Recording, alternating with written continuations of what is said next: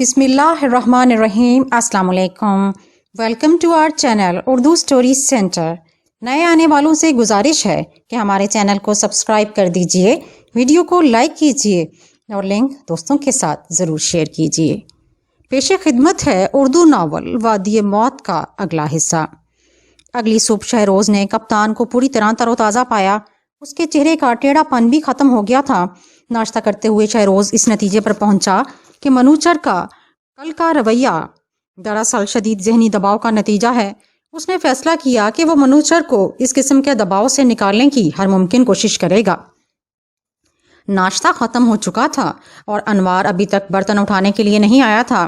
شہروز کسی کام میں لگ گیا کہ اچانک کھڑکی کے قریب کھڑے ہوئے کپتان نے اسے مطلع کیا کہ نوجوان سردار محافظ آ رہا ہے، اور تب ہی شہروز کو یقین ہو گیا کہ اب نئے مسائل اٹھ کھڑے ہوئے ہوں گے۔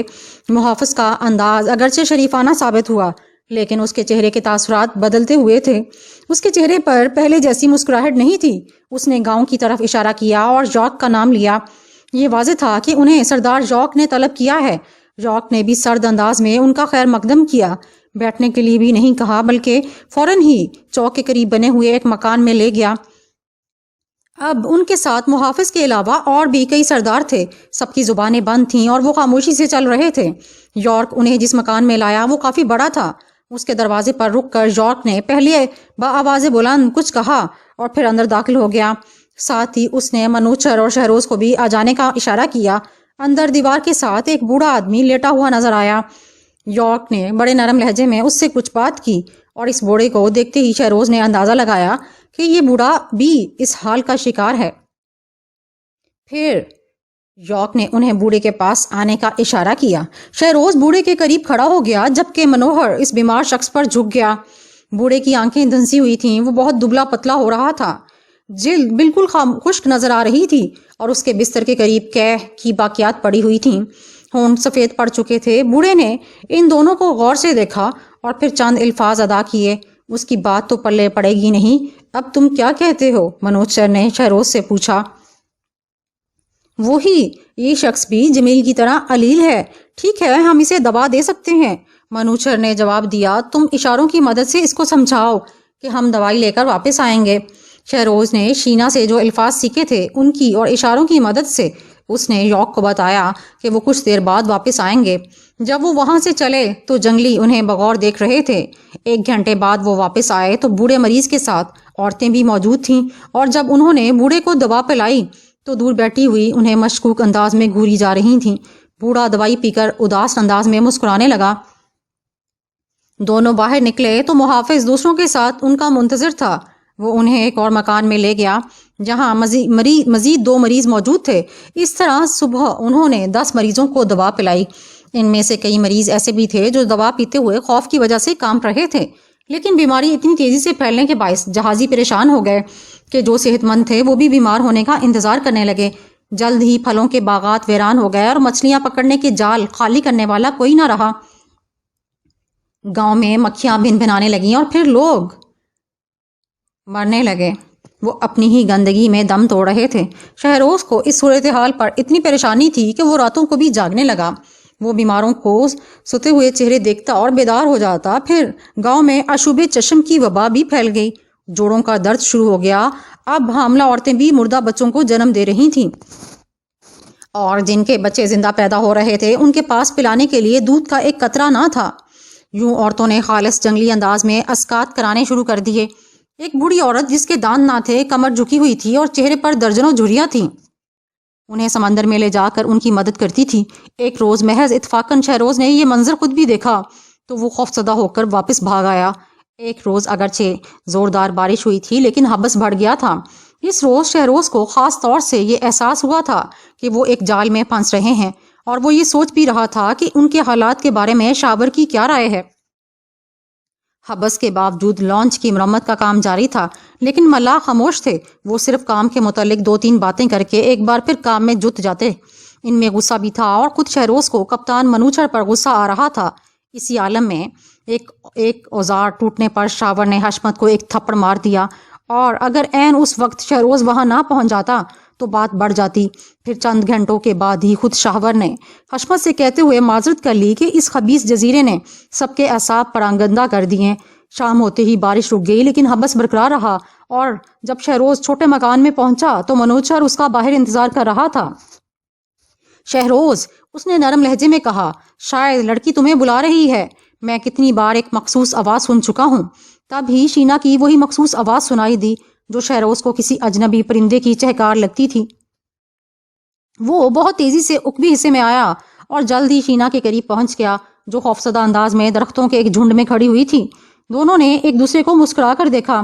وہ ایک دوسرے کے اتنے قریب تھے کہ شینا نے لاشعوری طور پر اپنا سر اس کے سینے پر رکھ دیا۔ وہ کیا کہہ رہی تھی یہ شہروز کو سمجھ میں نہ آ سکا، لیکن وہ اس کے دل کی دھڑکنیں ضرور سن رہا تھا۔ لیکن پھر اچانک ہی وہ چند قدم دور ہٹ گئی۔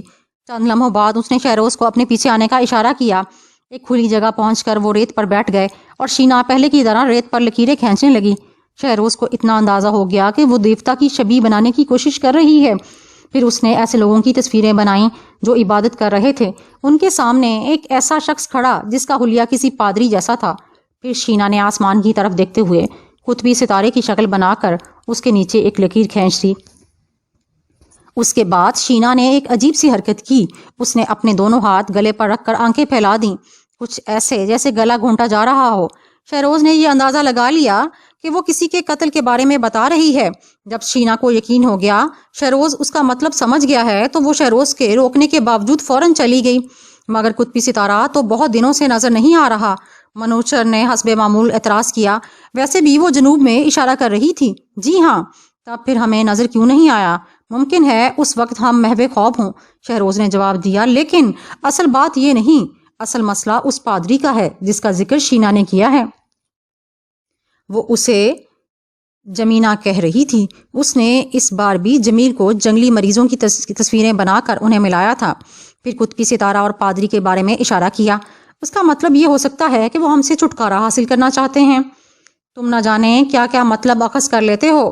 قطبی ستارے کا یہ مطلب نہیں نکالا جا سکتا کہ وہ ہمیں ختم کرنے کا اشارہ ہے۔ کمال ہے۔ شہروز خاموش ہو گیا، لیکن اسی شب انہوں نے آسمان پر قطبی ستارہ دیکھا۔ اگر اس رات منوچر خاموشی سے لانچ پر سامان لدوا لیتا اور صبح ہونے سے قبل ملاحوں سمیت لانچ پر سوار ہو کر روانہ ہو جاتا، یا اگر کسی دوسرے جزیرے میں منتقل ہو کر لانچ کا نامکمل کام کر لیتا، یا ہمت سے کام لے کر لانچ کو مغرب کی سمت میں روانہ کرنے کا موقع دیتا، تو بقا کا ایک موقع تھا۔ لیکن وہ تو اپنے موقف پر ہٹ دھرمی سے قائم رہا۔ اس نے شہروز سے کہا تھا کہ وہ مزید 3 روز انتظار کریں گے اور اس دوران بڑا بادبان مکمل ہو جائے گا۔ اگلی صبح بھی حبس زدہ اور گرم تھی۔ آسمان پر بادل ضرور تھے لیکن ہوا بالکل بند تھی اور ذرا چلنے پھرنے سے پسینہ آ رہا تھا۔ گاؤں میں موت کا رقص اور موت کی بو ایک معمول بن چکی تھی۔ اس روز جب شہروز اور منوچر ایک بڑے مکان میں علاج کے لیے داخل ہوئے تو انہیں ایک نسوانی چیخ سنائی دی۔ یہ عورت پشت کے بل لیٹی ہوئی تھی اور اس کے اوپر ایک شخص جھکا ہوا تھا۔ اس نے عورت کے کندھے تھام رکھے تھے اور دوسرا اس کے دونوں پیر پکڑے ہوئے تھا۔ عورت کی عمر 20-25 سال سے زیادہ نہیں تھی، لیکن اس کا جسم فربا تھا۔ اس نے منوچر اور شہروز کو دیکھا لیکن اس کی آنکھوں میں مدد کی کوئی درخواست نہیں تھی۔ پھر ایک شخص نے عورت کا ٹینٹوا دبا دیا۔ منوچر گھبرا گیا۔ ارے یہ تو اس کا گلا گھونٹ رہے ہیں شہروز۔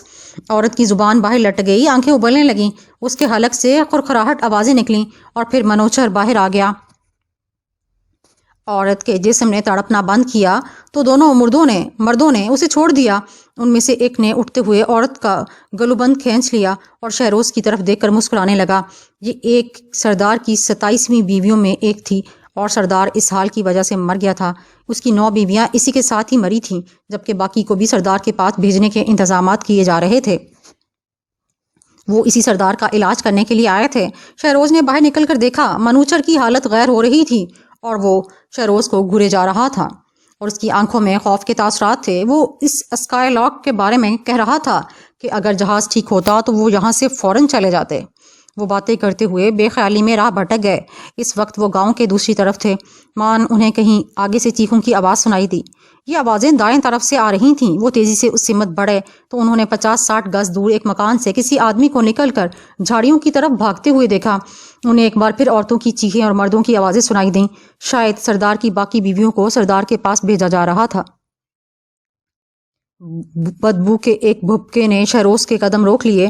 اس کی طرح منوچر کو بھی متلی ہونے لگی۔ اس نے دائیں طرف درختوں میں دیکھا، وہاں لوگ نقل و حرکت کرتے ہوئے نظر آئے، لیکن یہ اندازہ نہ ہو سکتا تھا کہ وہ کیا کر رہے ہیں۔ یہ کیا ہو رہا ہے شہروز؟ منوچر کے لہجے میں کپکپاہٹ تھی۔ آپ یہیں ٹھہریں جناب، میں دیکھ کر آتا ہوں۔ نہیں، ان کو انہی کے حال پر چھوڑ دو۔ منوچر نے اسے روکنا چاہا لیکن وہ آگے بڑھ گیا۔ لوگ ایک گہرے گڑھے کے کنارے کھڑے ہوئے تھے۔ ان میں اکثریت مردوں کی تھی، صرف 8 یا 10 عورتیں نظر آ رہی تھیں۔ گھڑے کے بالکل قریب 2 افراد ایک ادھیڑ عمر عورت کو دبوچے ہوئے تھے جو چلا چلا کر فریاد کر رہی تھی۔ صاف ظاہر تھا کہ وہ اس عورت کو گھڑے میں ڈالنا چاہتے تھے۔ بدبو کا بھبکا گھڑے سے آ رہا تھا جو ایک کھلی اجتماعی قبر تھی۔ تبھی منوچر نے چلا کر کچھ کہا اور آگے بڑھا۔ عورت کو دبوچنے والے مردوں نے اس کی آواز سنی اور پلٹ کر دیکھا تو عورت منوچر کی طرف دوڑی، مگر انہوں نے اسے راستے میں ہی جا لیا۔ وہ اسے گھسیٹتے ہوئے گھڑے کی طرف لے جانے لگے۔ اسی لمحے ایک بچی کو پکڑنے کے لیے ایک ادھر دوڑا۔ اتنا کافی تھا۔ شہروز نے بچی کو بچانے کے لیے دوڑ لگا دی، مگر جنگلی نے اسے زوردار دھکا دیا۔ شہروز کا توازن محض ایک لمحہ کے لیے بگڑا، لیکن اگلے ہی لمحے اس نے پستول کا بٹ اس شخص کے دے مارا۔ اسی لیے منوچر نے گولی چلا دی۔ جنگلی جو لڑنے کے لیے تیار تھے دھماکے کی آواز سنتے ہی چیختے چلاتے ہوئے بھاگنے لگے۔ خوف سے ان کی بری حالت تھی۔ چند ہی لمحوں بعد وہ جگہ بالکل خالی ہو گئی، تاہم ایک ایسی عورت وہاں پڑی رہی جس کی پنڈلیاں باندھ دی گئی تھیں اور وہ گھسٹ گھسٹ کر ایک طرف جا رہی تھی۔ شہروز نے آگے بڑھ کر کنویں میں جھانکا۔ یہ 15-20 فٹ گہرا کنواں تھا اور اس میں لاشیں پڑی ہوئی تھیں۔ کنویں کے دوسری طرف وہ شخص پڑا ہوا تھا جس کو شہروز نے پستول کا دستہ مارا تھا۔ غالباً وہ مر چکا تھا۔ اس دوران منوچر بھی وہاں آ گیا اور دونوں اندازے کے بنیاد پر بڑی عمارت کی تلاش میں ابھی وہ زیادہ دور نہ گئے تھے کہ اچانک سکندر خان اور حشمت دوڑتے ہوئے ان کی طرف آتے دکھائی دیے۔ انہوں نے یقیناً فائر کی آواز سن لی تھی اور وہ اسی آواز میں پر چونکے تھے۔ اس آواز پر بڑی عمارت میں موجود ہر شخص نے ہتھیار سنبھال لیے تھے اور انوار سے کہا گیا تھا کہ وہ ساحل سے شاہور کو بلا لائیں۔ لہٰذا جب وہ بڑی عمارت میں پہنچے تو شاہور وہاں موجود تھا، اور جب شہروز نے لوگوں کو یہ بتایا کہ کپتان نے کس بے جگری سے وہاں مقابلہ کیا تو شاہور مشکوک انداز میں اسے دیکھنے لگا، جبکہ باقی لوگ کپتان کی ہمت کی تعریفیں کرنے لگے۔ اس رات جمیل کی طبیعت اور زیادہ خراب ہو گئی۔ وہ سمندر اور ساحلوں کی باتیں کر رہا تھا، بعض اوقات اپنے والد کے بارے میں کچھ کہہ دیتا۔ کچھ دیر بعد شہروز منوچر کو لے کر چھوٹے مکان میں آ گیا اور وہاں انہوں نے ابھی کھانا ہی ختم کیا تھا کہ رمفو دوڑتا ہوا اندر گھس آیا۔ وہ مسلح تھا، اس کے پیچھے شمشاد بھی تھا۔ سکندر خان غائب ہے جناب، رمفو نے شہروز سے کہا، جس نے انہیں دروازے پر ہی روک لیا تھا۔ لیکن منوچر نے بھی رمفو کی آواز سن لی تھی۔ کہاں گیا وہ؟ کپتان نے پوچھا۔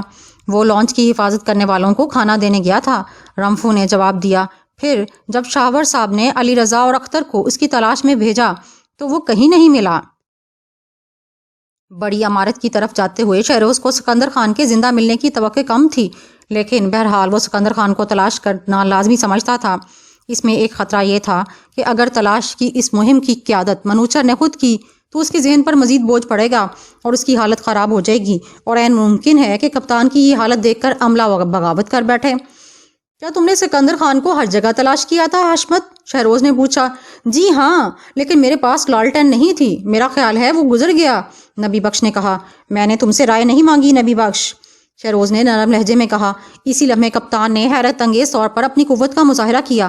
لڑکو، اس نے دونوں ہاتھ ملائے، ہم سکندر خان کی تلاش کریں گے اور یہ کہ ہم بھی اس بڑے مکان میں منتقل ہو جائیں گے۔ شاہور چند آدمی لے جا کر چھوٹے مکان سے ہمارا سامان منگوا لو اور یہیں ڈھیر کر دو۔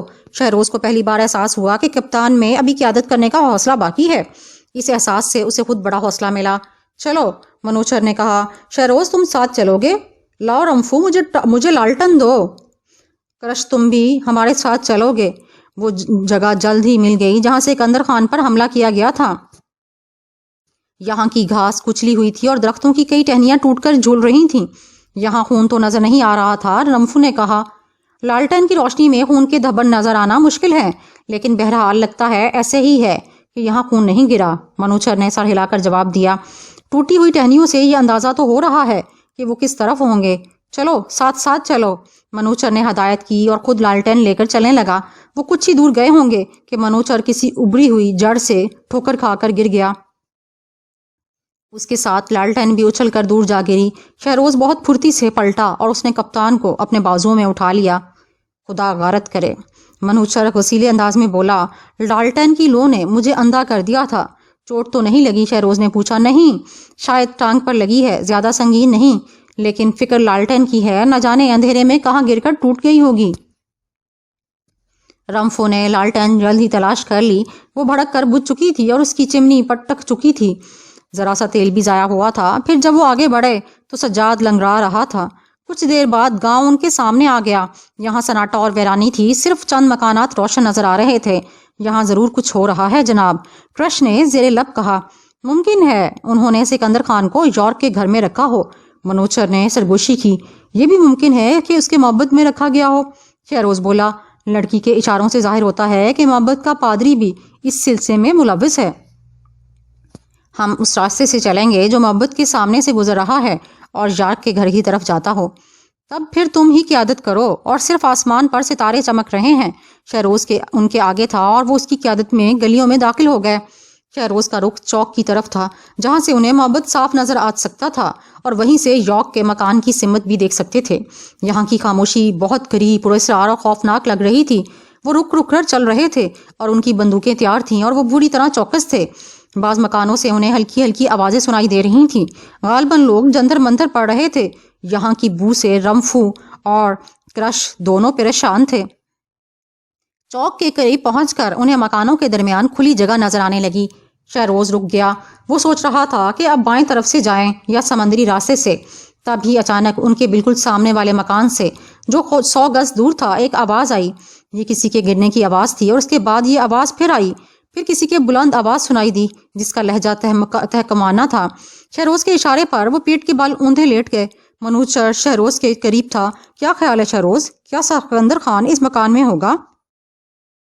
پتہ نہیں، لیکن اگر سکندر خان اس مکان میں ہے تو پھر اس کے ساتھ جو لوگ ہوں گے وہ پوری طرح مسلح اور تیار ہوں گے۔ صحیح، یعنی فائرنگ کریں گے ضرورت پڑنے پر۔ تب پھر ہمیں اپنے ساتھیوں میں واپس جانا چاہیے۔ منوچر شاید گھبرا گیا تھا۔ شہروز نے کرش اور رمفو کی طرف دیکھا۔ وہ بندوقیں سنبھالے ہوئے مکان کو گھورے جا رہے تھے۔ اچانک چوک کے پار والے مکان سے ایک چیخ سنائی دی، لیکن یہ چیخ نہ تو اونچی تھی اور نہ طویل۔ پھر رمفو نے گولی چلا دی۔ فضا اچانک ہی جنگلی نعروں سے گونج اٹھی۔ تیروں کی بوچھاڑ دو طرف سے آئی، جہاں مختلف رنگوں سے جسموں کو سجائے ہوئے جنگجو موجود تھے۔ شہروز نے دونوں پستول سنبھال لیے اور رمفو کرش نے بندوقوں سے جنگجوؤں کے پہلوؤں سے آگے نہیں آنے دیا۔ منوچر لرزہ انداز میں اپنی جگہ ساکت رہا۔ کپتان کا پستول جناب، رمفو نے چلا کر کہا۔ شہروز نے تیزی سے پلٹ کر منوچر کا ایک پستول کھینچ لیا۔ اسے ساتھ لے جانا خارج امکان تھا۔ اچانک ہی رمفو نے شہروز کے شانے پر ہاتھ رکھ دیا۔ کیا بات ہے رمفو؟ شہروز نے حیرت سے اس کی طرف دیکھا۔ میں عمارت کی طرف دیکھ رہا تھا کہ اچانک ہی مجھے احساس ہوا کہ اندر کوئی ہے۔ کیا آپ کو اندر سے کسی کی آوازیں سنائی نہیں دی؟ شہروز نے سماعت پر پھر ایک طویل سانس لے کر بولا، ممکن ہے کوئی زخمی جنگلی ہو۔ نہیں جناب، یہ تو دستک جیسی آواز لگتی ہے، غور سے سنیں۔ کوئی دیوار پر ہاتھ مار رہا ہے، ممکن ہے وہ سکندر خان ہی ہو۔ مشکل ہے رمفو، پھر بھی دیکھ لینے میں کیا حرج ہے؟ مجھے خوشی ہوگی اگر اس کوشش میں 2-3 جنگلی مارے جائیں۔ اگرچہ انتقام لینے کا تصور اتنا دلکش نہ تھا، مگر پھر بھی وہ سکندر خان کے بجائے کسی ایک موہوم سی امید پر کارروائی کر سکتے تھے۔ میرا خیال ہے کہ پہلے میں جاؤں جناب، رمفو نے بندوق بھرتے ہوئے کہا۔ نہیں، ہم دونوں چلیں گے، اور کپتان کو یہیں چھوڑ دیں گے۔ یہ کہتے ہی جو ہی شہروز پلٹا، اسے پستول کی وہ نال دکھائی دی جس کا رخ شہروز کی طرف تھا اور جو کپتان کے ہاتھ میں تھا۔ سکندر خان کی موت نے جنگلیوں پر طاری وہ سحر توڑ دیا جو اسکائی لارک کے عملے کے ناقابل تذکیر ہونے سے متعلق تھا۔ وہ لوگ سمجھ گئے کہ یہ لوگ دیوتا نہیں، کیونکہ دیوتا فانی نہیں ہوتے۔ سکندر خان غیر مسلح تھا۔ وہ ساحل اور بڑی عمارت کے درمیان ہی تھا کہ جنگلیوں نے اسے چھاپ لیا تھا۔ اس وقت وہ ایک سیدھی پگڈنڈی پر کچھ گنگناتا ہوا جا رہا تھا کہ اچانک اسے اپنے بالکل سامنے ایک جنگجو نظر آیا۔ دونوں میں زیادہ سے زیادہ فاصلہ 60 فٹ کا تھا۔ اس کے جسم پر جنگلی رنگ نظر آ رہے تھے اور وہ اپنا خنجر لہرا رہا تھا۔ سکندر خان کے اندر کا خوف ہی اس کے لیے فیصلہ کن دشمن ثابت ہوا۔ اگر وہ نوید، رمفو، شاہور، شہروز، انوار ہی ہوتا تب بھی وہ اس جنگجو کو غنچہ دے کر جان بچا سکتا تھا۔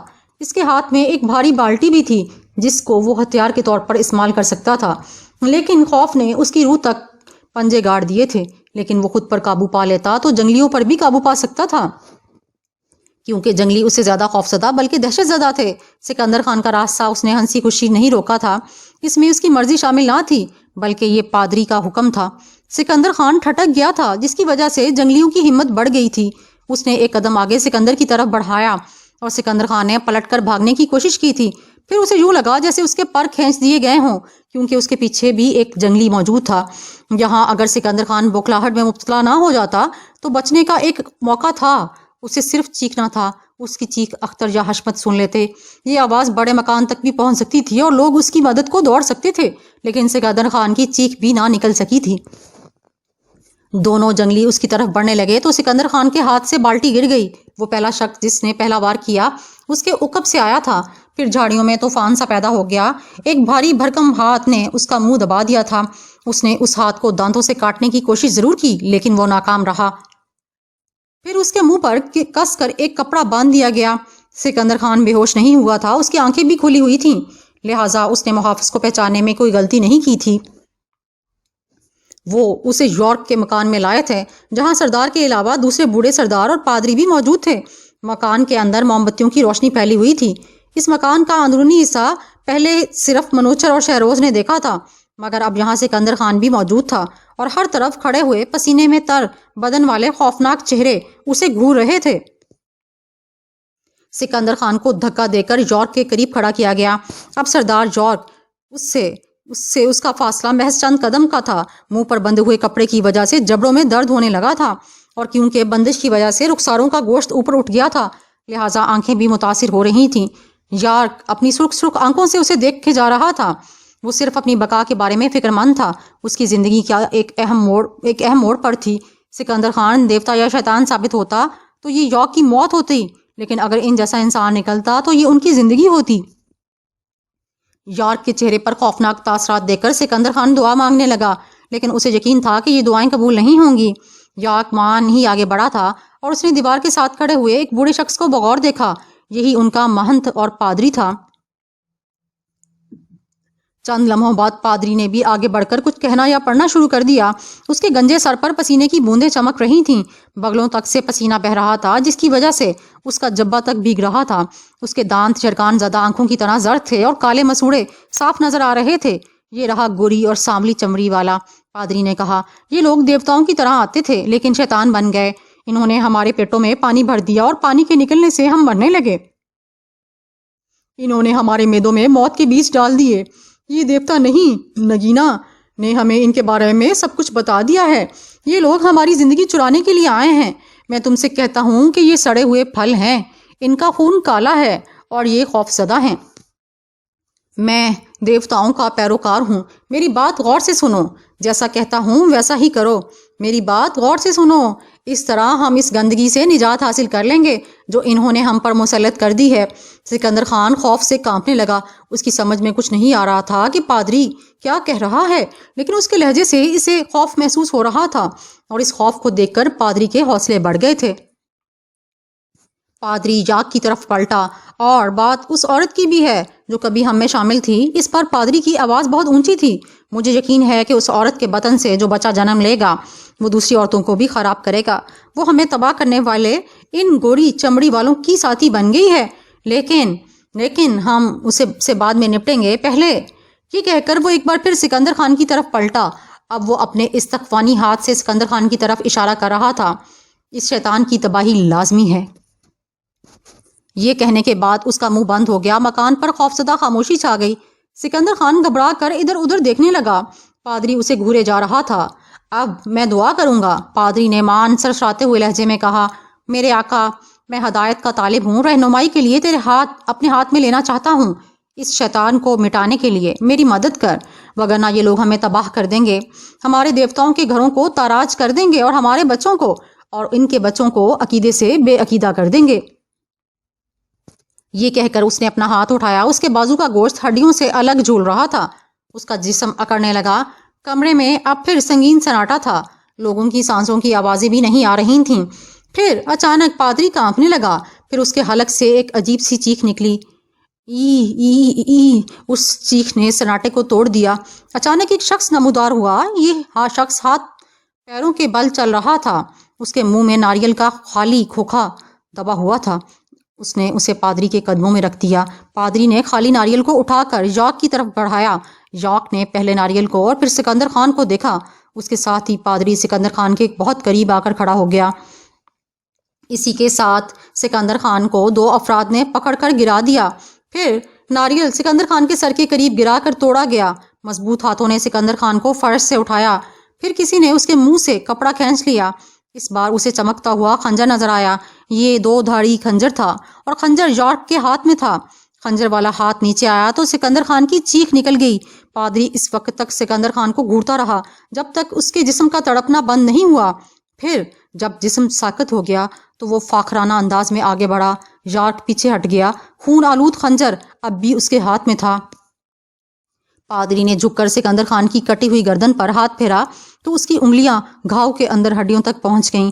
याक खड़ा हो गया। उसकी उंगलियों से खून बह रहा था। सिकंदर खान का खून नहीं, ये देवता नहीं, देवता नहीं। देवताओं के जिस्म में इंसानों की तरह का खून नहीं होता। उसने ऐलान किया। तुम लोग मुझे छोड़कर कहीं नहीं जाओगे, मनूचर ने गसीले लहजे में कहा। पिस्तौल का रुख शहरोज की तरफ था। रम्फू ने एक तवील सांस लेकर कप्तान की तरफ देखा। वो कप्तान के बहुत करीब था। इतना करीब कि अगर मनोचर गोली चलाता तो वो रम्फू को चाट जाती। शहरोज को इल्म था कि कप्तान के दो पिस्तौलों में से एक पिस्तौल खाली है, लेकिन सवाल ये था कि क्या ये वाला पिस्तौल खाली है। उसे यकीन था कि रम्फू की बंदूक भरी हुई है। तुम कहाँ जाना चाहते हो? मनूचर ने पूछा। उसकी आवाज मामूल से भी ज्यादा धीमी थी। हमारे ख्याल में इस इमारत के अंदर कोई मौजूद है, शहरोज ने ठहरे हुए लहजे में कहा। तो फिर वो सिकंदर खान ही हो सकता है। सिकंदर खान? जी हाँ। वो कहाँ है? मैं यकीन से तो नहीं कह सकता, लेकिन मुमकिन है कि अंदर हो और शायद उसी के गार्ड को हमने गोली मारी है। शहरोज के इस जवाब पर कप्तान ने रम्फू और फिर शहरोज को देखा। गालबन वो किसी फैसले पर नहीं पहुंच पा रहा था। उधर शहरोज सोच रहा था कि क्या वो आगे बढ़कर कप्तान के हाथ से पिस्तौल छीन ले, लेकिन इसमें खतरा यह था कि कहीं मनूचर लबलबी ना दबा दे। एन उसी वक्त मकान से फिर आवाज आई। इस मर्तबा आवाज ऊंची थी। इस बारे में मनूचर ने भी पलट कर देखा और शहरोज ने बड़ी फुर्ती से पिस्तौल छीन लिया। उसने नाल में नाक लगाकर उसे सूंघा। पिस्तौल भरा हुआ था। मनोचर ने कोई एहतजाज ना किया। अपना दूसरा पिस्तौल भी दे दें जनाब, रम्फू उसे भर देगा, शहरोज ने कहा। फिर मनोचर ने ऐसा ही किया। उसकी जहनी कैफियत इस वक्त मतवाजन ना थी। तुमने इस मकान के बारे में क्या कहा था शहरोज? यही कि अंदर कोई है और मुमकिन है कि वो सिकंदर खान हो। सिकंदर खान? जी हाँ। और तुम इस मकान की तलाशी लेने जाओगे? यही बेहतर होगा जनाब, मैं इससे मुत्तफिक हूँ। शहरोज, सिकंदर खान को वहां हरगिज नहीं जाना चाहिए था। क्या तुम तन्हा जाओगे? नहीं, रिम्फू मेरे साथ जाएगा। मेरा ख्याल है कि आप भी साथ चलें। रम्फू ने पिस्तौल लोड करके शहरोज को दे दिया, जिसने एक लम्हा तक हिचकिचाने के बाद पिस्तौल मनूचर के हवाले कर दिया। फिर दूसरा पिस्तौल भी कप्तान को देकर उसने तवील सांस ली, क्योंकि अगर मनूचर को इनके साथ जाना था तो फिर उसका गैर मुसल्लह होना नुकसानदेह साबित हो सकता था। उसने मनूचर और रम्फू को मकान की मुखालिफ सिमत में भेजा और खुद दरवाजे की तरफ बढ़ गया। दरवाजा एक बांस की मदद से बंद था, जो लात मारने से खुल गया। फिर वो दोनों हाथों में पिस्तौल लेकर अंदर दाखिल होने लगा। बांस उसके पैरों तले आकर टूट गया और टूटने की आवाज शायद दूर तक सुनी गई। अंदर अजीब सी बू थी। घुप अंधेरा था। उसने बगौर देखा, लेकिन तारीकी के बाइस उसे कुछ नजर ना आया। फिर उसने दाएं तरफ कोई आवाज सुनी। वो गौर करता रहा और मान उसे एहसास हुआ कि ये आवाज मनोचर की तरफ से आई है। न जाने वो क्या कर रहा था। सिकंदर खान, शहरोज ने हल्के लहजे में आवाज दी, लेकिन उसे यकीन था कि उसे कोई जवाब मिलेगा। क्या तुम यहाँ हो सिकंदर खान? उसने फिर आवाज दी, लेकिन जवाब में उसे दीवार की दूसरी तरफ से मनूचर की आवाज सुनाई दी। وہ واپس جانا چاہتا تھا لیکن ایک آواز نے اس کے قدم روک دیے۔ کوئی کہیں قرب و جوار میں تھپ تھپا رہا تھا۔ باہر رمفو نے اپنی بندوق سیدھی کر لی کیونکہ اسے جو آواز سنائی دی تھی وہ قریب ہی سے آئی تھی۔ وہ تن کر تیار کھڑا ہو گیا۔ شہروز جس جگہ کھڑا تھا وہ اوپر کہیں لے جاتی تھی۔ پھر جب اسے بائیں طرف سے آواز دوبارہ سنائی دی تو وہ آہستہ آہستہ اوپر چڑھنے لگا۔ اچانک ہی اسے زمین پیروں تلے نکلتی ہوئی محسوس ہوئی، لیکن اس نے بامشکل توازن برقرار رکھا۔ پھر بھی وہ لڑکھڑا گیا اور گھڑے میں گر گیا۔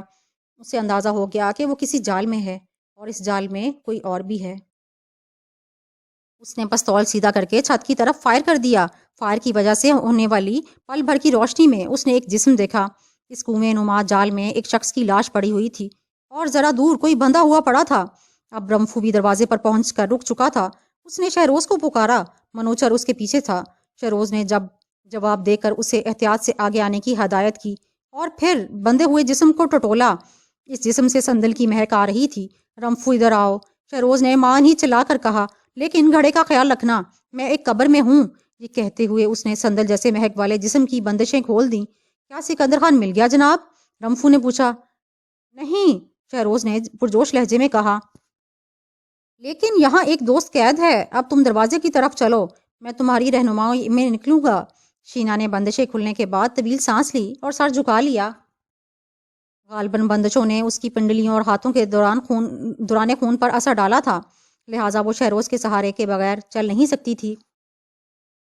وہ اسے سہارا دے کر باہر نکل آیا اور جب وہ کرش کی لاش تک پہنچے تو رمفو اچانک ہی گالیاں دیتا ہوا مکان کی طرف دوڑ گیا۔ ارے رمفو، کہاں جا رہے ہو؟ واپس آؤ، منوچر نے اسے پکارا، مگر رمفو دوڑتا چلا گیا۔ ایک لمحہ بعد مکان کے عقب سے گولی چلنے کی آواز سنائی دی۔ خود شہروز بھی حیرت زدہ ہو گیا۔ ان کا کوئی آدمی مکان کی اوٹ میں چھپا ہوا تھا۔ منوچر نے شہروز کو بتایا، شاید رمفو اسی کو دیکھ کر لپکا تھا۔ چند لمحوں بعد رمفو واپس آ گیا۔ وہ کرش کی لاش کے قریب کھڑا ہو گیا۔ اس کی آنکھیں غصے سے چمک رہی تھیں۔ اب ہمیں واپس چلنا چاہیے، شہروز نے کہا۔ ہاں، اور یہاں سے دور جانا ہوگا، منوچر نے غیر متوقع جواب دیا۔ آپ کی مراد لانچ سے ہے؟ شہروز حیرت زدہ رہ گیا۔ ہاں، ہم کرش کو سپرد خاک کریں گے اور پھر روشنی ہوتے ہی سامان لانچ پر لادنا شروع کر دیں گے۔ اور یہ کہہ کر وہ ان کے آگے چلنے لگا۔ اس کے پیچھے شینا تھی، جبکہ شہروز اور رمفو نے کرش کی لاش اٹھا رکھی تھی۔ کرش کی لاش دیکھ کر ملاحوں کے دل اداسی سے بھاری ہو گئے، لیکن انہوں نے ساتھی کو سپرد خاک کرنے کے لیے فوراً قبر تیار کی۔ منوچر نے نماز جنازہ پڑھایا، پھر کرش کو دفن کر دیا گیا۔ شہروز کو اندازہ تھا کہ کرش کی جان منوچر کی ہٹ درمی نے لی ہے۔ اگر وہ فرار کی تجویز پر رضامند ہو جاتا تو اس وقت کرش لانچ پر سفر کر رہا ہوتا۔ حملہ اسی نصف شب کے بعد ہوا۔ پہلی وارننگ کرش کی تدفین کے فوراً بعد اس وقت آئی جب نبی بخش نے خوفزدہ لہجے میں کہا، شہروز صاحب، جھاڑیوں میں کچھ لوگ چھپے ہوئے ہیں۔ اس وقت نبی بخش کرش کی قبر سے کچھ آگے کھڑا ہوا تھا۔ کہاں؟ شہروز اس کے قریب پہنچ کر بولا۔ وہاں، نبی بخش نے ایک درخت کی طرف اشارہ کیا جس کے نیچے گھنی جھاڑیاں تھیں اور یہ راستہ چھوٹے مکان کی طرف جاتا تھا۔ سنو! اسی لمحے حشمت کی آواز بھی سنائی دی۔ وہ مکان کے دروازے پر کھڑا تھا اور وہ ادھر ہی ہیں اور ہمیں گھیر رہے ہیں۔ چلو سب اندر چلو، شہروز دھاڑا۔ کسی نے بھاگنے کے لیے قدم اٹھایا تو شہروز نے اسے للکارا، ایسے مت بھاگو، آرام سے چلو، خوفزدہ مت ہو، ہم ان سے کمزور نہیں۔ سب سے آخر میں شہروز اندر داخل ہوا۔ شینا اسی کا انتظار کر رہی تھی۔ وہ اس کی طرف بڑھ آئی۔ لالٹین کمرے کے وسط میں رکھی ہوئی تھی اور اس کے پیچھے دیوار کے 7 لوگ بیٹھے ہوئے تھے۔ ان میں سے چند خوفزدہ بھی تھے۔ اسی وقت باہر کسی درخت کی ٹہنیاں ٹوٹنے کی آواز سنائی دی تو سب چونک اٹھے۔ انہوں نے شہروز اور منوچر کو بے چین نظروں سے دیکھا، جبکہ شاور کھڑکی سے جھانکنے لگا۔ اب کیا کرو گے شہروز؟ مکان کا دفاع، منوچر نے پوچھا۔ مکان کا دفاع؟ ہاں، منوچر کا لہجہ عجیب سا تھا۔ لیکن ہمارے لیے مکان نہیں، لانچ کی اہمیت ہے جناب، شہروز نے جواب دیا۔ مگر لانچ ٹھیک ٹھاک ہے اور محفوظ ہے، منوچر نے سر جھٹک کر کہا۔ 2 آدمی اس کی حفاظت کر رہے ہیں، جنگلی لانچ پر قبضہ نہیں کر سکتے۔ ہمیں اسی وقت یہاں سے روانہ ہو جانا چاہیے جناب، شہروز آگے بڑھ کر بولا۔ یہاں سے؟ مکان سے؟ جی ہاں، مگر ہم محاصرے میں ہیں، منوچر نے غصے سے کہا۔ لیکن ہم لڑتے بڑھتے ہوئے لانچ تک پہنچ سکتے ہیں جناب، شہروز نے جواب دیا۔ لیکن سامان کا کیا ہوگا؟ منوچر نے بے بسی سے ادھر ادھر دیکھتے ہوئے کہا۔ ہم ایک پھیرے میں اتنا سامان لانچ پر نہیں لاد سکتے، ویسے زیادہ اہم سامان وہی موجود ہے۔ اس وقت جمیل کھڑکی کے نیچے لیٹا ہوا تھا۔ شینا شہروز کے پیچھے کھڑی ہوئی تھی۔ لالٹین کی روشنی میں اس کا پورا جسم نظر آ رہا تھا اور کئی ملاکن آنکھوں سے اسے دیکھ رہے تھے۔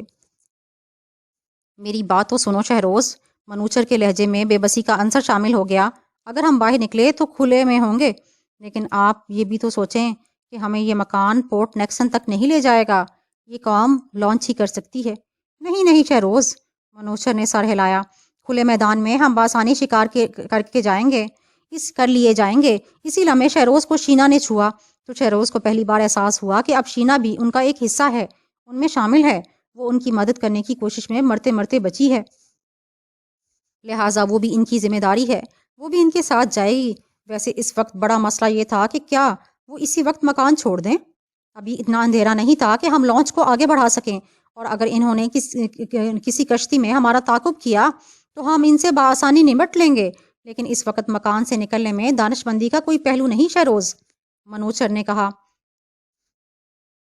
لانچ کی فکر نہ کرو، اس کا نشانہ لانچ نہیں بلکہ ہم ہیں۔ نہیں، ہم صبح ہونے تک انتظار کریں گے اور روشنی ہوتے ہی ہم یہاں سے نکل پڑیں گے۔ جمیل اب لانچ کے بارے میں کچھ بڑبڑا رہا تھا۔ انوار اس کے قریب پہنچ گیا جب کہ شاہور پستول سنبھالے کھڑا تھا۔ شہروز صاحب، حشمت چلایا، وہ لوگ نقل و حرکت کر رہے تھے۔ شہروز نے نظر بڑھ کر حشمت کو دیکھا، مگر شاہور حشمت کے قریب پہنچ کر باہر دیکھنے لگا۔ اوہ خدایا، اس نے ایک طویل سانس لے کر کہا۔ حشمت کی چیخ نے دوسروں کو بھی مدہوش کر دیا۔ لوگوں نے ایک دوسرے کو دیکھا، پھر منوچر، شہروز اور شاہور کو دیکھا، لیکن منوچر خاموش رہا۔ لیکن اس نے شہروز سے نظریں نہیں ہٹائیں۔ پھر جمیل کی آواز سنائی دی، شاید وہ اپنی بے بسی کے بارے میں ہی کچھ کہہ رہا تھا۔ یہی موقع تھا کہ شہروز کو احساس ہوا کہ کمان خود اسے سنبھالنی پڑے گی۔ شاہور، وہ اس کی طرف پلٹا، ایک ملاح کو کھڑکی سے بانس لانے کے لیے لگا دو۔ شاہور اپنی جگہ سے نہ ہلا تو اس کا چہرہ پرسکون اور پستول کی نال کا رخ نیچے کی طرف رہا۔ شہروز کو کمان لیتے ہوئے عجیب طمانینت کا احساس ہوا۔ غالباً اسے یقین تھا کہ اس میں خود اعتمادی آ چکی ہے۔ اس نے انوار کو آواز دی، تب بھی شاہور نے حرکت کی اور وہ شمشاد کے ساتھ بانس ہٹانے لگا۔ رامفو، شہروز نے جرأت مند نوجوان سے کہا، انوار بندوق بھرنے میں تمہاری مدد کرے گا۔ انوار حملے کی صورت میں تمہارا کردار کلیدی ہوگا، کیونکہ تم ہماری بندوق کو بھرنے کا کام کرو گے۔ تمہیں بہت پھرتی دکھانی پڑے گی، ساتھ ہی احتیاط سے بھی کام لینا ہوگا، کیونکہ مس فائر خود ہمیں نقصان پہنچا سکتے ہیں۔ حشمت، تم دروازے سے ہٹ کر کھڑے ہوگے تاکہ اگر آگ لگے تو تم اسے بجھا سکو۔ ٹھیک ہے، حشمت نے کہا۔ نوید، شہروز کے لہجے میں خود اعتمادی کوٹ کوٹ کر بھری ہوئی تھی، تم اور نبی بخش سامان ہٹا کر اس طرح رکھ دو کہ ہمیں کھڑکی سے فائرنگ کرنے میں کوئی دشواری پیش نہ آئے۔ ہاں، ہمیں پتہ نہیں کہ جنگلیوں کا نشانہ کیسا ہے، لہٰذا ان کے سامنے آنے کی کوشش مت کرنا۔ ہر بات کہنی آسان مگر کرنی بہت مشکل ہوتی ہے، شمشاد نے کہا۔ ممکن ہے، شہروز نے غرا کر کہا، لیکن اگر تم اپنا شہر دوبارہ دیکھنا چاہتے ہو تو تمہیں ہدایتوں پر عمل کرنا ہوگا۔ شہروز کو اب اس انداز میں گفتگو کرتے ہوئے بہت مزہ آ رہا تھا۔ اس نے شینا کو مسکرا کر دیکھا، اسے یقین تھا کہ اب شینا زیر لب مسکرا رہی ہے۔ شہروز نے شینا کا ہاتھ تھام کر اسے جمیل کے پاس بٹھا دیا اور اشارے سے کہا کہ وہ مریض کے ساتھ ہی رہے۔ جمیل پھر کچھ بڑبڑا رہا تھا، اس دوران وہ سر جھکائے کھڑا رہا۔ جنگلی اب بالکل سامنے ہیں شہروز صاحب، نبی بخش نے کہا۔ اس کی کوشش تھی کہ اس کا لہجہ عام سا رہے۔ شاید دو ہیں، آپ خود دیکھ لیں۔ اوہ، ایک اور نظر آیا، ایک اور بھی ہے۔ لالٹین ابھی تک منوچر کے قریب تھی، جسے اٹھا کر شہروز نے پھونک مار کر بجھا دیا۔ اب صرف چاندنی کی روشنی پھیلی ہوئی تھی، تقریباً نصف درجن افراد نظر آ رہے تھے۔ شہروز نے سے کسی نے کہا۔ شہروز نے بھی ان میں سے دو کو دیکھ لیا جو درختوں میں چھپنے کی کوشش کر رہے تھے۔ اب منوچر کو بھی شاید ہوش آنے لگا تھا۔ اس نے انوار سے بندوق لی اور مغربی دیوار کی کھڑکی کی طرف بڑھ گیا۔ تبھی متوقع یا غیر متوقع طور پر ایک بندوق چل گئی۔ پھر محض ایک سیکنڈ بعد نوید نے بھی گولی چلا دی، جس کے باعث اس کی کھڑکی چند لمحوں کے لیے روشن ہو گئی۔ اس کے فوراً بعد اس ایک کڑی چیخ سنائی دی، شاندار، ایک تو گیا۔ شاہور نے بے ساختہ طور پر نوید کی تعریف کی۔ اسی لمحے نبی بخش نے بھی فائر کیا۔ فوراً ہی چلاتے ہوئے انوار نے دوسری بندوق لی۔ ہم گھر چکے اور دوسرا فائر کر دیا۔ ہر شخص کشیدہ اعصاب لیے ہوئے کھڑا تھا اور اور اس جنگل کی طرف دیکھ رہا تھا جہاں ان کو محصور کرنے والے کھڑے تھے۔ حشمت دوسری بندوق لے کر اپنی جگہ واپس چلا گیا۔ اسی اسنا میں منوچر نے فائر کیا تو ایک اور لرزہ خیز چیخ سنائی دی، ساتھ ہی ٹہنیاں چڑمڑانے اور ٹوٹنے کی آوازیں آئیں۔ کاش یہ ہمارے کپتان کی چیخ ہوتی، شاہور نے اپنی کھڑکی سے تقریباً پلٹ کر نوید سے کہا۔ اس کا لہجہ اتنا بلند تھا کہ یہ جملہ تقریباً سبھی نے سن لیا۔ خدا تمہیں غارت کرے شاہور صاحب، نوید غرا کر بولا، اور اس سے قبل کہ وہ شاہور سے الجھ جاتا، شہروز نے صورتحال اپنے ہاتھ میں لینے کے لیے شاہور کی طرف قدم بڑھا دیے۔ اب وہ واقعی یہ چاہتا تھا کہ شاہور سے دو ہاتھ ہو جائیں۔ شاہور نے بھی اس کے تیور بھانپ لیے، لہٰذا وہ بندوق دیوار کے قریب پھینک کر کھڑا ہو گیا۔ شہروز کے دونوں پستول اس کے پہلوؤں میں جھول رہے تھے۔ ساتھ ہی انوار نے شہروز کی راہ میں آنے والی بندوقیں پھرتی سے ایک طرف کر دیں تاکہ وہ ان سے ٹھوکر کھا کر گر نہ پڑے۔ لیکن اسی لمحے جنگلیوں نے بھرپور حملہ کر دیا۔ ابتدائی فائدہ بھی جنگلیوں کو ہی ہوا کیونکہ ملا اس حملے کے بجائے شاہور اور شہروز کے درمیان مقابلے کے منتظر تھے، لہٰذا وہ بے خیالی میں پکڑے گئے۔ جنگلیوں کی ہاہاکار اور تیروں کی شائیں شائیں کی وجہ سے کان پڑی آواز سنائی نہیں دے رہی تھی۔ پھر جنگلیوں نے پتھراؤ کر کے مکان کو بھی جلا ڈالا۔ فائر! شہروز حلق پھاڑ کر دھاڑا، ساتھ ہی اس نے خود بھی بندوق اٹھا لی اور جلد ہی مکان میں دھواں بھر گیا۔ یہ دھواں ان کی اپنی فائرنگ کا تھا۔ اب ہر طرف بارود کی بو محسوس ہو رہی تھی۔ مکان بندوق کی گرج سے کانپ رہا تھا۔ جلد ہی جنگلی اپنی برتری کھونے لگے کیونکہ ان کا ہراول دستہ گولیوں کی بوچھار کے باعث بری طرح متاثر ہوا تھا۔ اب پسپا ہونے اور زخمی ہونے والوں کی چیخیں بھی سنائی دینے لگیں۔ اندھا دھند فائرنگ کی وجہ سے کئی لوگ بے ضرر انداز میں جنگل میں جا گریں، لیکن بیشتر نشانے پر بیٹھیں اور بندوقیں موت کے کہکہے لگاتی رہیں اور جنگلی گرتے رہے۔ شینا دونوں ہاتھ کانوں پر رکھے گھٹنوں کے بل بیٹھی ہوئی تھی۔ بارود کی بو کے باعث اسے کھانسی بھی آ رہی تھی۔ جمیل نے جو گولیاں چلانے کی آوازوں کے باعث قدرے ہوش میں آ گیا تھا، کسی معصوم بچے کی طرح شینا کو تام رکھا تھا۔ شہروز نے پلٹ کر شینا کو دیکھا، دونوں کی نظریں ملیں تو وہ اس طرح مسکرایا جیسے اسے تسلی دے رہا ہو۔ اس فائرنگ سے جنگلی آگے نہ بڑھ سکے اور ان کی یہ حکمت عملی کامیاب نہ ہو سکی کہ وہ مکان پر دھاوا بول کر مکینوں کو بے بس کر ڈالیں۔ لیکن پھر انہوں نے آتشی تیر چھوڑنے شروع کر دیے۔ پہلا تیر شہروز نے ہی دیکھا جو ناریل کے درختوں کی اوٹ سے کسی شعلے کی مانند آ رہا تھا۔ یہ تیر ان کے قریب ہی فرش پر گرا، لیکن اس لمحے دو بندوقیں گرجیں اور ایسے تیر چلانے والے جو واضح طور پر نظر آ رہے تھے اور اپنے پیٹ پکڑ کر تڑپتے ہوئے گر گئے۔ تاہم اس وقت نبی بخش کوئی آواز نکالے بغیر شہروز کی پشت سے ٹیک لگا کر مر گیا۔ شہروز نے بڑی پھرتی سے اسے ایک طرف لٹایا اور دونوں پستولوں سے فائرنگ کرنے لگا۔ پھر نوید ایک پتھر کا نشانہ بنا۔ یہ پتھر اس کے سر پر لگا۔ وہ دیر تک پتھر کو ماں بہن کی گالیاں دیتا رہا، سر جھٹکتا رہا، لیکن اس نے بندوق نہیں چھوڑی۔ وہ کچھ دیر بعد دوبارہ فائرنگ شروع کر دی۔ اسی وقت رمفو نے ایک چیخ ماری جو منوچر کے قریب تھا۔ شہروز صاحب جلدی جلدی آئیں، باورچی خانے میں آگ لگ گئی ہے۔ شہروز نے بھاگ کر اس کی کھڑکی سے دیکھا۔ باورچی خانے کی وہ دیوار نارنجی شعلوں سے گھر رہی تھی جو مکان سے قریب تھی۔ دیوار جلنے کے باعث لکڑیوں کے تڑکنے اور چٹکنے کی بھی آوازیں آ رہی تھیں۔ فائرنگ جاری رکھو، اس نے حکم دیا، کیونکہ ان میں سے بیشتر آگ کی طرف متوجہ ہونے لگے تھے۔ شہروز کو خطرہ ہوا کہ یہ آگ مکان کو بھی اپنی لپیٹ میں لے گی، لیکن ہوا نہ ہونے کے برابر تھی، لہٰذا فی الحال انہیں آگ سے کوئی فوری خطرہ نہ تھا۔ آگ سے حقیقی خطرہ ان جنگلیوں کو تھا جو باورچی خانے کے بہت قریب کھڑے ہوئے تیر اندازی کر رہے تھے۔ اور پھر یہ خطرہ حقیقت اس وقت بن گیا جب باورچی خانے کی دھڑا دھڑ جلتی ہوئی چھت ان پر آ گری۔ درجنوں جنگلی چیختے چلاتے ہوئے واپس بھاگے۔ ان میں سے ایک کے سر پر آگ لگی ہوئی تھی، ایک کے ہاتھ جل رہے تھے اور کئی کے نچلے دھڑ شعلہ بجا تھے۔ شہروز کا دل بلیوں کی طرح اچھل رہا تھا۔ تب بھی رمفو کی نظر باورچی خانے کی دوسری طرف جنگلیوں کی ایک قطار پر پڑی جو باورچی خانے کی آگ دیکھ رہے تھے۔ رمفو نے دانت پیستے ہوئے گولی چلا دی۔ اس کے ساتھ منوچر نے بھی فائرنگ شروع کر دی اور تین جنگلی کھیت میں چلے گئے اور باقی اس بری طرح بھاگے کہ ان کے تیر اور کمانیں بھی ہاتھوں سے گر گئیں۔ باورچی خانے میں آتش زنی سے خود جنگلیوں کو زبردست نقصان ہوا، لیکن یہ بھی حقیقت تھی کہ اگر ہوا ہوتی تو اس سے ملاحوں کو نقصان پہنچ سکتا تھا۔ ممکن تھا کہ سب جل کر مر جاتے۔ شہروز نے دونوں پستول لے کر بھاگتے ہوئے دونوں جنگلیوں پر فائر کیا۔ اس بار حشمت بھی اس کا ساتھ دے رہا تھا اور اس مسلسل فائر نے جنگلیوں کی رہی سہی ہمت بھی سلب کر لی۔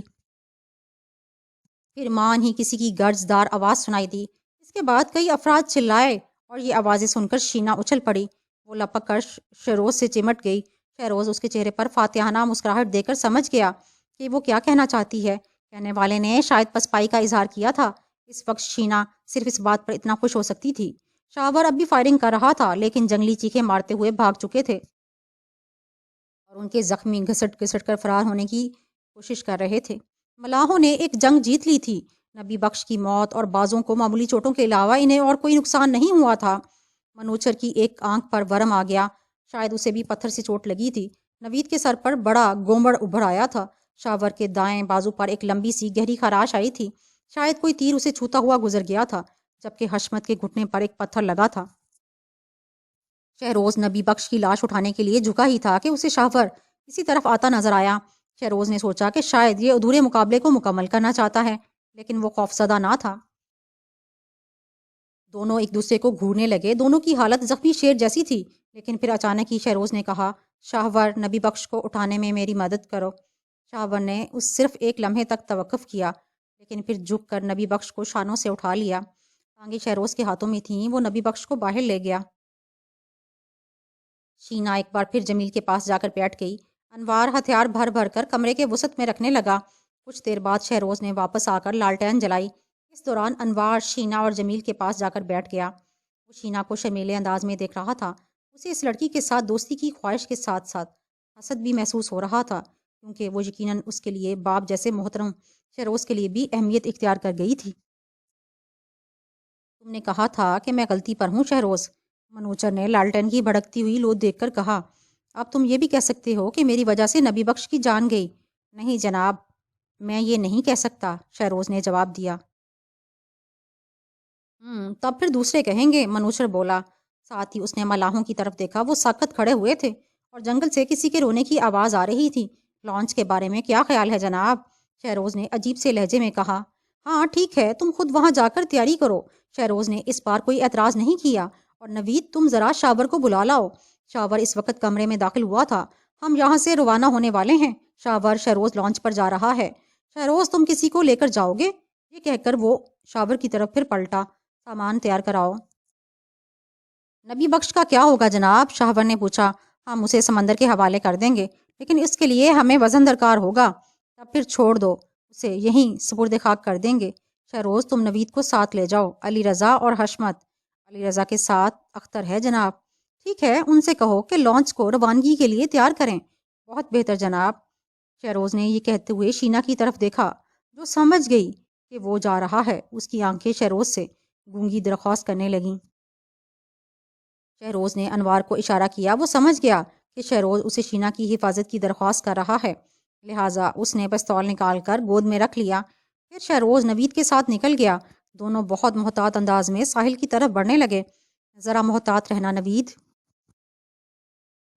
اختر اور علی رضا فائرنگ کی آواز سن کر خطرناک حد تک چوکس ہو گئے، اور اگر انہوں نے ہمیں جنگلی سمجھ لیا تو فائر کھول دیں گے۔ تب پھر انہیں آواز دے کر اپنی طرف متوجہ کر لیں، نوید نے تجویز پیش کی۔ درست، لیکن آواز ٹیلے سے دیں گے، اور ہاں، درختوں کے سایوں میں چلو۔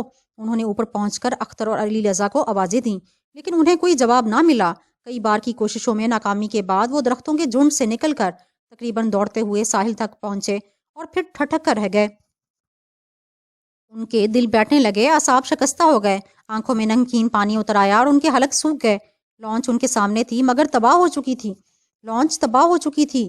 ڈیک الگ تھا، تختے فریموں سے نکل پڑے تھے اور وہ اب ناقابل مرمت ہو چکی تھی۔ بادبانوں کے لیے مخصوص جگہوں کو بری طرح توڑا گیا تھا، اور لانچ ایک ایسا کھلونا نظر آ رہی تھی جسے کسی ضدی بچے نے تروڑ مروڑ دیا ہو، اور اس کی توپ بے ضرر انداز میں آسمان کی طرف دیکھ رہی تھی۔ لیکن حیرت کی بات یہ تھی کہ جنگلی ساز و سامان حتیٰ کہ اوزار تک لے کر نہیں گئے تھے۔ شہروز نے پانیوں کی طرف دیکھا جن پر چاندنی کسی سفید چادر کی طرح پھیلی ہوئی تھی۔ نوید بھی اس طرح گنگ تھا۔ غالباً لانچ کی حالت دیکھ کر انہیں مستقبل بھی تاریک نظر آنے لگا، اور وہ اسی تصور سے گنگ ہو گئے تھے۔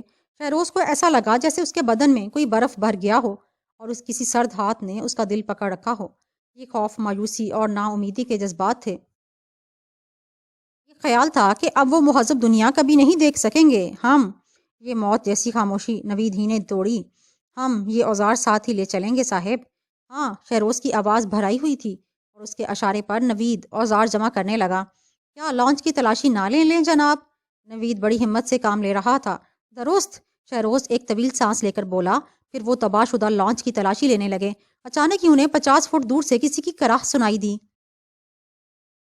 شہروز نے فوراً پستول نکال لیا، ساتھ ہی اسے دوسرے ہاتھ میں بھی پستول نظر آنے لگا۔ تم یہیں ٹھہرو، مجھے کور کیے رکھنا، میں آگے جا رہا ہوں۔ وہ بہت چھوٹے چھوٹے قدم اٹھاتا ہوا آگے بڑھا اور جس جگہ سائے ختم ہو رہے تھے وہ وہیں رک گیا۔ اب وہ لانچ سے نیچے اتر کر آگے پگڈنڈی پر کچھ تلاش کر رہا تھا۔ کراہ ایک بار پھر سنائی دی، لیکن یہ کراہ ایسی تھی جیسے کراہنے والے نے اسے دبانے کی کوشش کی ہے۔ تب بھی اسے احساس ہوا کہ اس نے ریت پر کسی کے چلنے کی آوازیں سنی ہیں۔ اب اسے خود بھی خوف محسوس ہونے لگا تھا، لیکن وہ خود بھی تنہا تھا اور چاندنی سے اندھیرے میں چلا آ رہا تھا۔ اب اس کی کوشش یہ تھی کہ وہ یہ پتہ چلا سکے کہ آواز کس طرف سے آ رہی ہے۔ اف! اس نے اچانک ہی بہت ہی قریب سے آوازیں سنی۔ کون ہے؟ اس نے پوچھا۔ اس کا حلق خشک تھا اور جب اسے یقین ہو گیا کہ آواز اف ہی تھی تو یہ خدشہ بھی ختم ہو گیا کہ اندر کوئی جنگلی چھپا ہوا ہے۔ اف کوئی اپنا ہی کہہ سکتا تھا، یہ ان کی اپنی زبان تھی۔ اس نے دونوں پستول ہولسٹر میں واپس ڈال کر نوید کو آواز دی اور ایک سمت میں دوڑ لگا دی۔ پھر اچانک ہی اس کی نظر اختر پر پڑ گئی۔ وہ دونوں اسے اٹھا کر بڑے مکان تک لائے، جہاں تک انہوں نے بغور اس کا معائنہ کیا۔ اس کی بائیں آنکھ کے گرد خون جمع ہوا تھا۔ جب اختر کی حالت قدرے بہتر ہو گئی، شہروز نے لوگوں کو وہ کہانی سنائی جو راستے میں اختر نے اسے سنائی تھی، کہ اختر کس طرح ساحل پر آرام کر رہا تھا کہ اچانک جنگلیوں نے لانچ کے عقب میں پانیوں سے نکل کر دھاوا بول دیا۔ علی رضا کو یہ پتہ ہی نہ چلا کہ اس پر کس چیز سے ضرب لگائی گئی تھی، اور یہ کہ اختر نے کس طرح کئی جنگلیوں کو مار گرایا۔ لیکن پھر ایک پتھر کی شدید ضرب سے اسے چکر آ گیا، اور پھر کیا ہوا اس کے بارے میں اسے کچھ یاد نہ رہا۔ یہ سب کچھ بتا کر شہروز خاموش ہو گیا، اور پھر اچانک اس گمبھیر سناٹے میں جمیل نے آہ بھر کر بیٹھنے کی کوشش کی۔ اس نے سہارے کے لیے لڑکی کو تھام رکھا تھا۔ جمیل کی آنکھیں پھیلی ہوئی تھیں اور وہ چہرے پر سنگ مرمر کی بے جان 2 گولیوں کی طرح لگ رہی تھی۔ اس کی باچھوں سے تھوک یا رال ٹپک رہی تھی، اور وہ جو کچھ کہہ رہا تھا اس کی آواز میں اجنبیت تھی۔ تم لوگ اب کسی بندرگاہ کو نہیں دیکھ سکو گے، اس نے کہا۔ اب یہیں رہو گے، انہی آدم خوروں میں۔ اتنا کہہ کر وہ ہانپ گیا، کچھ اس طرح جیسے میلوں دور سے دوڑتا ہوا آیا ہے۔ اس کا سر ڈھلک گیا۔ اس نے اشارے سے شینا سے پانی مانگا، لیکن اس سے قبل کہ جمیل کے ہونٹوں سے پانی کا پیالہ لگاتی، جمیل کی پتنیاں پھیل گئیں۔ ان سب نے سر جھکا لیا۔ شینا شدید خوف کے باعث کانپنے لگی۔ وہ ہر ایک کا چہرہ دیکھ رہی تھی۔ شاید اسے یہ خوف تھا کہ یہ لوگ اسے جمیل کی موت کا ذمہ دار ٹھہرائیں گے۔ تب بھی شہروز نے لالٹین اٹھاتے ہوئے اس کے شانے پر ہاتھ رکھا۔ شہروز نے تجویز پیش کی کہ جمیل اور نبی بخش کو اسی کمرے میں سپرد خاک کر دیا جائے۔ اس کام میں 1 گھنٹہ لگ گیا۔ انہوں نے مٹی برابر کی اور اس کے اوپر چٹائیاں دوبارہ بچھا دیں۔ شینا کو اس پر زیادہ حیرت نہ ہوئی، کیونکہ اس کے قبیلے میں یہ رسم تھی کہ اپنوں کے درمیان مرنے والوں کو گھر میں ہی دفن کیا جائے۔ اب ہم لانچ بھی کھو چکے ہیں، منوچر نے فاتحہ خوانی کے بعد اونچی آواز میں کہا۔ غالباً یہی ہمارا سب سے بڑا امتحان ہے، لیکن اس کا یہ مطلب نہیں کہ ہم ختم ہو چکے ہیں۔ ابھی ہمارے پاس مواقع ہیں، ہمارے پاس اوزار موجود ہیں۔ اگرچہ ہمارا بڑھئی زندگی کی اس دوڑ میں ہمارے ساتھ موجود نہیں، لیکن ہم اس کی غیر موجودگی کے باوجود ایک کشتی تیار کر سکتے ہیں۔ اس کے لیے ہمیں خدا تعالیٰ کی رحمتوں کی امید رکھنی چاہیے۔ منوچر کا لہجہ شکستہ تھا، لیکن الفاظ میں جرأت کی جھلک نظر آتی تھی۔ اپنے جہاز کو مت بھولو، منوچر نے ملاحوں کے چہروں پر نا امیدی دیکھ کر کہا۔ میری مراد یہ نہیں کہ جہاز قابل استعمال بنایا جا سکتا ہے، لیکن میں اس لانگ بوٹ کو ذکر ضرور کروں گا جو جہاز پر موجود ہے۔ اس کشتی کو زیادہ نقصان نہیں پہنچا ہے۔ 1-2 دن کی محنت کے بعد کشتی سمندر کے سفر کے لیے تیار ہو جائے گی۔ لڑکو سنو، ابھی امید باقی ہے۔ یہ امر یقینی ہے کہ جنگلیوں کی طرف سے مزاحمت ہوگی، لیکن وہ شینا کی طرف پلٹا اور انگلی سے اس کی سمت اشارہ کرنے لگا۔ لیکن یہ لڑکی جزیرے سے باہر جانے میں ہماری رہنمائی کرے گی۔ اب منوچر کی آواز بلند ہو رہی تھی، شاید وہ مایوسی اونچے لہجے میں چھپانا چاہتا تھا۔ یہ لڑکی ہمیں کسی محفوظ کمین گاہ تک لے جا سکتی ہے۔ منوچر کی نظر اب بھی شینا پر جمی ہوئی تھی۔ پھر ہم کوئی ایسی کشتی بنا ڈالیں گے جو ہمیں اسکائی لاٹ تک پہنچا سکے۔ اوزار ہمارے پاس ہیں، ایک بار جہاز تک پہنچ گئے تو لانگ پورٹ نیکسن تک پہنچ سکیں گے۔ شاور آگے بڑھا، لیکن شہروز اس موقع کے لیے چوکس تھا۔ وہ فوراً ملاحوں کے درمیان آ کھڑا ہوا۔ کپتان، اس نے بوڑھے ناخدا کو مزید کچھ بولے نہیں دیا۔ صبح جلد ہونے والی ہے، اور اگر ہمیں جزیرے سے نکلنا ہے تو فوراً روانہ ہونا پڑے گا تاکہ ہم اندھیرے میں نکل سکیں۔ منوچر نے اس کی طرف دیکھا۔ ناخدا کی زخمی آنکھ سے پانی بہہ رہا تھا۔ تم ٹھیک کہہ رہے ہو شہروز، منوچر نے کہا۔ شاہور، منوچر نے ایک بار پھر صورتحال کا کنٹرول اپنے ہاتھ میں لے لیا۔ سارا سامان اوپر جمع کرا دیں۔ اس کی نظریں شاہور پر ہی تھیں جو اس کی ہدایت پر بے چونو چراں عمل کرنے کے لیے کوئی قدم اٹھا چکا تھا۔ شہروز سوچ رہا تھا کہ اگر اس کے اور شاہور کے درمیان خلیج دور ہو سکے تو یہ کتنا اچھا ہوگا۔ سامان جلدی باندھ لیا گیا اور بوجھ کی تقسیم بھی مکمل کر لی گئی۔ پھر وہ خاموشی سے سفر پر روانہ ہو گئے۔ اس پر شینا کسی مستعد چوکس شیرنی کی طرح ان کی رہنمائی کر رہی تھی۔ وہ تیزی سے چل رہی تھی اور ایسے مقامات پر جہاں چاندنی داخل نہیں ہو سکتی، پیروں کی ذرا سی بھی لڑکھڑاہٹ خطرے کو دعوت دے سکتی تھی۔ لیکن شہروز نے اشاروں میں شینا کو احتیاط سے چلنے کی ہدایت کی۔ وہ درختوں کے گھنے جھنڈ میں چل رہے تھے جہاں مچھروں کی بہتات تھی، جو ان کے جھنڈ میں آتے ہی سرگرم ہو گئے تھے۔ شینا کو بھی یہ احساس تھا کہ جنگلی انہیں دیکھ کر حملہ کر سکتے ہیں، لہٰذا وہ انہی ٹیلوں کے دامن اور درختوں کے جھنڈوں کے درمیان بنے ہوئے راستوں پر لے جا رہی تھی۔ اس نے وہ راستہ اختیار نہ کیا جو بلند تھا اور جہاں چاندنی پھیلی ہوئی تھی۔ وہ گاؤں سے جتنا دور ہو رہے تھے ان کی امیدیں اتنی ہی بڑھ رہی تھیں۔ وہ ساحل پر پہنچے تو انہیں آسمان پر قطبی ستارہ نظر نہ آیا۔ یہاں ستارے تو کیا، چاند بھی بہت مدھم تھا۔ پھر وہ انہیں ایک کھلی ڈھلان سے گزارتی ہوئی ایک سبزہ زار پر لے آئی جس کے ایک طرف ایک بلند ٹیلے تھے اور دوسری طرف ایسی ڈھلان جو سمندر تک لے جاتی تھی۔ یہاں انہوں نے سامان اتار کر آرام کرنے کا فیصلہ کیا۔ صبح کی پہلی کرن کے جنم لیتے ہی شینا شہروز کے پاس آ گئی۔ اس نے اشارے سے شہروز کو ذرا دور بلایا اور پھر ہاتھ پکڑ کر کنارے پر آئی۔ یہاں سمندر کی گھن گرج صاف سنائی دے رہی تھی۔ سمندر دور تک دکھائی دے رہا تھا مگر وہاں اسکائی لاٹ کا کوئی نام و نشان نہیں تھا۔ شہروز نے انہیں یہ بری خبر سنائی تو وہ سب خاموش رہے۔ بس ایک احساس ضرور ہوا، گم ہو جانے، ختم ہو جانے کا احساس۔ کسی نے طویل سانس لی، کوئی بدبدا کر رہ گیا اور کوئی منہ کھولے رہ گیا۔ سبھی کو یقین ہو گیا کہ اب پورٹ نیکسن نہیں پہنچ سکیں گے۔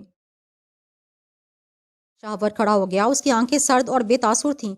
شہروز ہوشیار ہو گیا کیونکہ اس وقت اسے شاہور کی طرف سے کسی بھی رد عمل کی توقع تھی۔ پھر مان ہی شہروز کو شاہور سے اپنی پہلی ملاقات یاد آ گئی۔ ان دنوں سکائی لارک نامی جہاز چوان کی اولڈ ہاف میں لنگر انداز تھا۔ وہ رات بہت ہی سرد اور نازک تھی۔ شہروز شاہور کو اس کا کیبن دکھا کر خود اپنے کیبن میں چلا آیا تھا تاکہ 4 گھنٹے بعد اٹھ سکے۔ اس نے چوکیدار کو یہ ہدایت بھی کر دی تھی کہ وہ اسے 4 گھنٹے بعد بیدار کر دے، لیکن چوکیدار نے اسے بتایا کہ عرشے پر ایک عورت بھی موجود ہے۔ لہٰذا شہروز کیبن سے پھر نکلا تاکہ عورت کے بارے میں معلومات حاصل کر سکے۔ وہ طویل القامت اور سانولی عورت تھی جو بارش کے باوجود وہاں کھڑی ہوئی تھی۔ بادبان اس کے گرد پھڑپڑا رہے تھے، وہ ان کو نہ دیکھ پائی۔ یہ عورت نئے سیکنڈ میٹ سے ملنے آئی ہے جناب، چوکیدار نے شہروز کو بتایا۔ مگر کیوں؟ شہروز نے پوچھا تھا۔ پتہ نہیں، چوکیدار نے کہا۔ ویسے غلطی اس کی ہے، اگر اس نے رقم پیشگی نہیں لی تھی تو اب رقم سے ملنے سے رہی، اسے اندر مت آنے دینا۔ شہروز نے عورت کو بغور دیکھتے ہوئے کہا جو بہرحال طوائف نہیں لگ رہی تھی۔ اور کچھ نہیں، میں واپس آؤں گا، یہ کہہ کر شہروز شاہور کے کیبن میں چلا گیا جہاں شاہور ایک پستول صاف کرتا ہوا ملا۔ کیا کوئی عورت کا مسئلہ درپیش ہے؟ اس نے پستول میں پھونک مارتے ہوئے پوچھا۔ ہاں، اس سے کہہ دو کہ میں جہاز پر نہیں ہوں، شاہور نے سپاٹ لہجے میں کہا تھا۔ یہ میں کیسے کہہ سکتا ہوں شہروز؟ شہروز نے بہت سنجیدگی سے اور پھر دروازے کی طرف پلٹ گیا۔ وہ عصمت فروش نہیں ہے، اسے شاہور کی آواز سنائی دی۔ اس آواز میں ناراضگی اور برہمی کے تاثرات شامل تھے۔ میں نے یہ کب کہا کہ وہ بدکماش ہے؟ شہروز نے جواب دیا تھا اور پھر کیبن سے نکل کر چوکیدار کے پاس آ گیا۔ چوکیدار، تم نے اس کو یہ تو نہیں بتایا کہ شاہور جہاز پر موجود ہے؟ نہیں، میں نے اسے کچھ بھی نہیں بتایا۔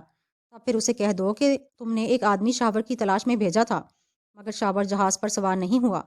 یہ کہہ کر وہ ایک ایسی جگہ کھڑا ہو گیا تھا جہاں سے عورت کو اچھی طرح سے دیکھ سکے۔ عورت گینگ وے پر جھولتی ہوئی لالٹین کی روشنی میں آ گئی۔ تب بھی شہروز کو احساس ہوا کہ وہ غیر معمولی طور پر حسین عورت ہے۔ اس کی کالی آنکھیں بڑی بڑی تھیں اور اس کا پورا وجود بھیگ جانے کے باعث کانپ رہا تھا۔ اس کے چہرے پر مایوسی صاف جھلک رہی تھی۔ چوکیدار نے اس سے کچھ کہا تو وہ نچلا ہونٹ دبا کر کچھ دیر تک چوکیدار کو گھورتی رہی اور پھر واپس چلے گئی۔ اس صبح اسکائی لارک کے لنگر اٹھا لیے گئے۔ جمیل نے اس ہجوم کی طرف دیکھا جو جہاز کو رخصت کرنے کے لیے آیا تھا مگر ان میں وہ عورت شامل نہ تھی۔ شاہور نے شہروز سے اس موضوع پر کوئی بات نہ کی لیکن شہروز یہ سوچے بغیر نہ رہ سکا کہ شاہور نے اس عورت سے اس طرح چھٹکارا کیوں حاصل کیا۔ سفر کی چوتھی رات شاہور غیر متوقع طور پر اسے ملنے کے لیے آیا۔ اس وقت شہروز عرشے پر تھا اور آس پاس کوئی نہ تھا۔ یہاں شاہور نے اسے عجیب انداز میں بتایا تھا کہ وہ پراسرار عورت دراصل اس کی بیوی تھی۔ چند الفاظ میں یہ بیان کر کے وہ خاموش کھڑا ہو گیا۔ مجھے افسوس ہے شاہور، خاتون بہت حسین تھی۔ وہ کچھ اور بھی کہنا چاہتا تھا لیکن شاہور کے سرد انداز کے باعث اس نے مزید کچھ کہنا مناسب نہیں سمجھا تھا۔ اس کے بعد شاہور نے پھر کبھی بیوی کا تذکرہ نہیں کیا تھا۔ جہاز 3 ماہ بعد واپس آیا تو شہروز کو معلوم ہوا کہ عورت نے اسکائی لارک کے روانہ ہونے والے دن ہی خودکشی کر لی تھی۔ اس کی لاش اولڈ ہاف کے پائپوں میں ملی تھی۔ ہاف کے چوکیدار بھی جہاز کی روانگی کے کچھ دنوں بعد مر گیا تھا۔ لہٰذا شہروز کو یہ علم نہ ہو سکا کہ وہاں کے حالات کیا رہے۔ جب تک جہاز جہاں رہا شہروز یہی سوچتا رہا کہ کیا شاہور کو اپنی حسین بیوی کی موت کا علم ہے، اور کیا یہ کہ شاہور کو یہ معلوم ہے کہ شہروز کو بھی اس بات کا پتہ چل گیا ہے۔